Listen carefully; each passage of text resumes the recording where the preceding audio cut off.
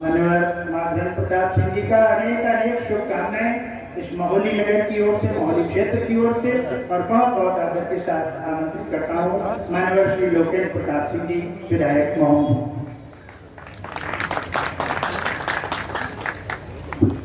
धन्यवाद संचालक महोदय। आज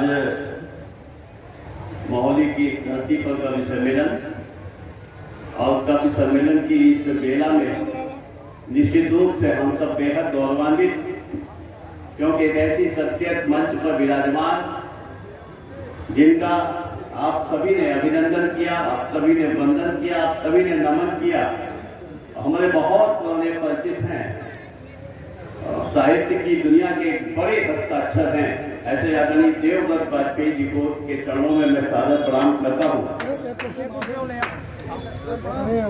मंच पर विराजमान हमारे साथी, हमारे मित्र, और हम लोग एक ही परिवार से हैं। यहाँ अलग विषय है कि ये हरदोई रहने लगे, मैं लखीमपुर रहने लगा।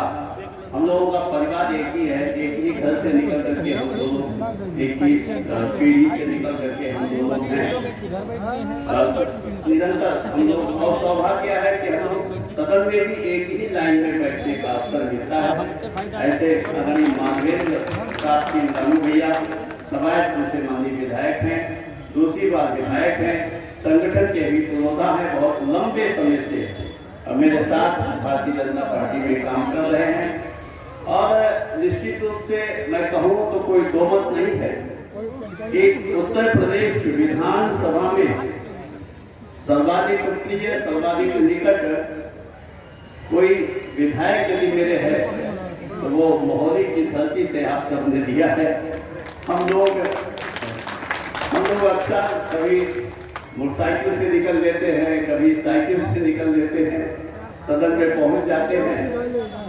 और लगातार मैं देखता हूँ कि महोली की समस्याओं को लेकर के सदन में बड़ी सदासहता के साथ अपनी बात रखते हैं, बड़ी मजबूती के साथ आपके महोली की विधानसभा की प्रस्तुति होती है, लगातार उपस्थिति भी रहती है।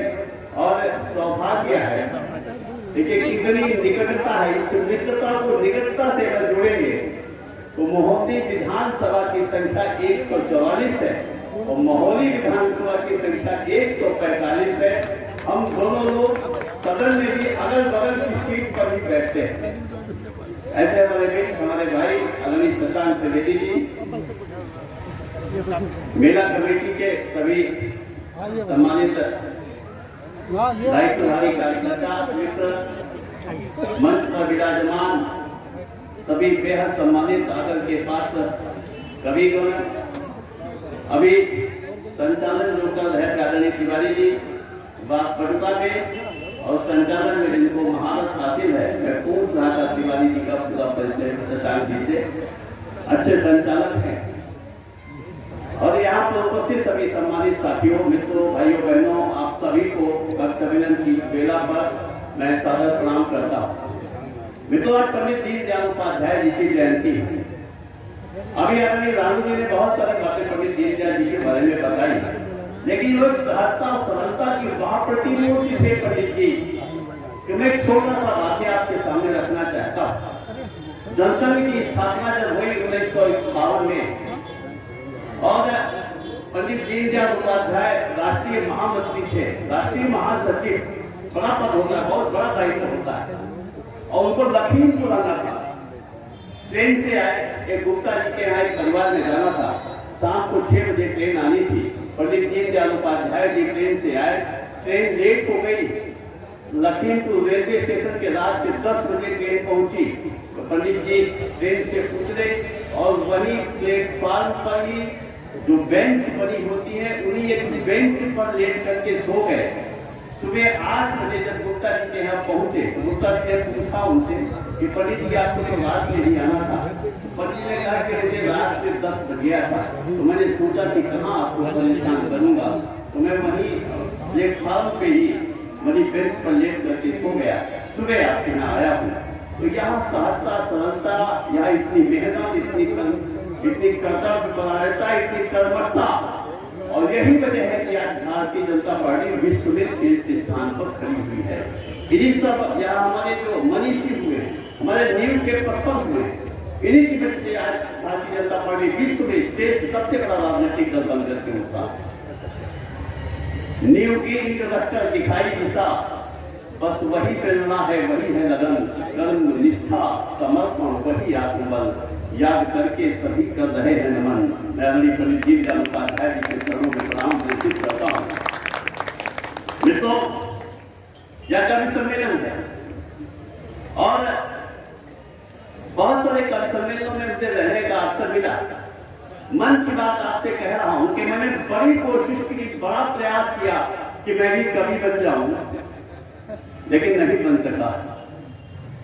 आप मेहनत से आईएएस बन सकते हैं, आईपीएस बन सकते हैं, मेहनत से विधायक बन सकते हैं, सांसद बन सकते हैं, लेकिन कवि तभी बनते हैं जब दैव कृपा होती है, जब ईश्वर की कृपा होती है, जब मां सरस्वती की कृपा होती है। और गौरवान्वित हूं इस विधा पे, इसलिए गौरवान्वित हूं कि जब देश को आवश्यकता पड़ी तो हमारे देश के कवियों ने राष्ट्रधारा की प्रचर प्रखर ज्योति जलाने का काम किया है।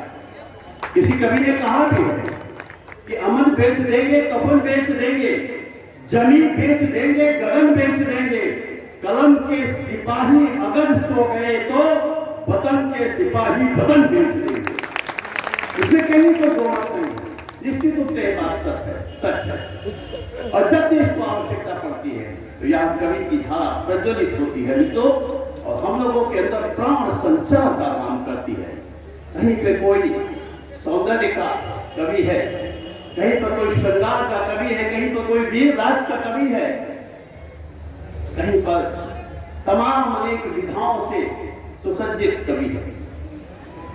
किसी ने यह भी कहा है, जब राह कोई भी भटकता है, जब राह कोई भी भटकता है, फांसी पे किसान झटकता है, जब सजा बिना कोई गलती, तब कलम कब की है चलती।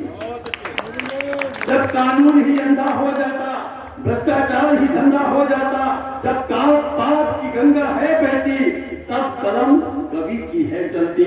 जब धर्म अधर्म का युद्ध बड़ा, सत्य असत्य हो सत्य विरुद्ध खड़ा, जब विश्व की चुप्पी है सलती, तब कलम कवि की है चलती, तब कलम कवि की है चलती। यह एक ऐसी विधा है मित्रों, जिसे हम बहुत कोशिश करने के बाद भी नहीं प्राप्त कर सकते हैं। और मैं यहाँ पर मंच पर विराजमान सभी कवियों के चरणों में प्रणाम करता हूँ। इसलिए प्रणाम करता हूँ कि ईश्वर ने, मां सरस्वती ने उनको यह विधा दी है, इसलिए यह पूजनीय है, आदरणीय है, सदैव वंदनीय है। बात हमारे मित्र शशांक त्रिवेदी जी की करें तो शशांक जी विधायक, राजनेता होना, विधायक होना अथवा कुछ भी होना एक अलग विषय है, लेकिन एक अच्छा इंसान होना मित्र एक बहुत बड़ी बात होती है। और मुझे यह कहने में कतई कोई संकोच नहीं है कि किसान अपने शशांक जी बहुत अच्छे इंसान भी हैं, अच्छा हृदय रखते हैं, अच्छा हृदय रखते हैं।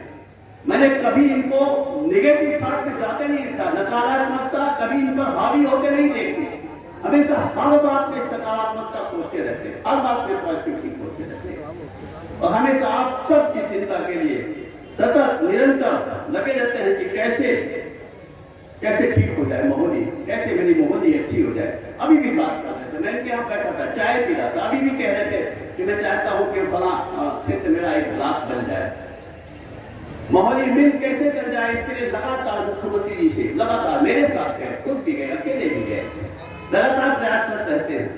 अभी रास्ते में भी कह रहे थे कि ये मोहनी मिल तो चलना ही चाहिए, कैसे चले।